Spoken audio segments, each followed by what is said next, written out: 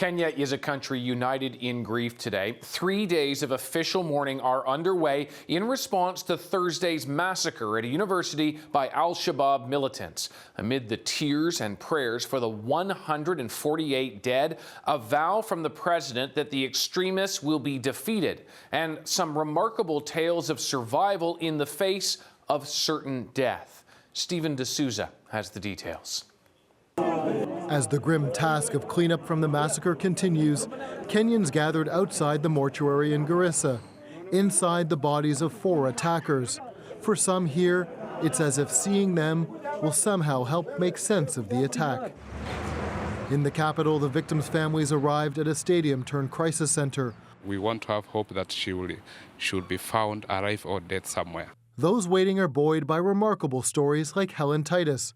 She survived by smearing her face with the blood of her friend killed beside her. So I just swiped myself with that blood. No less remarkable, the story of Cynthia Cheritich.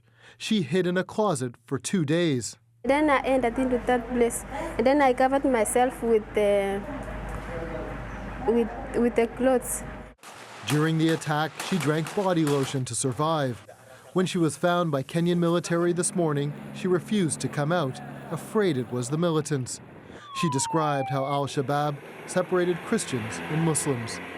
If you don't know how to read in the Muslim whatever, and then you lie down, and then if you know, you go to the other side. Cold and calculating in its brutality, today al-Shabaab issued a deadly threat. Kenyan cities will run red with blood. Kenya and Somalia have a long history of tension along their shared border. In 2011, following a series of attacks and kidnappings, Kenya's military crossed into Somalia to fight al-Shabaab. The group claims the 2013 Westgate Mall attack was retribution. Today, Kenya's president vowed not to let al-Shabaab create an Islamic caliphate in Kenya.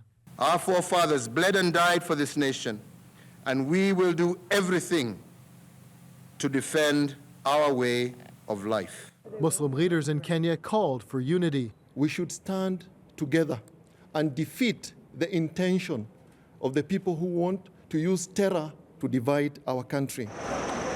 As survivors arrived in Nairobi to be reunited with family, Muslims here are facing mounting pressure.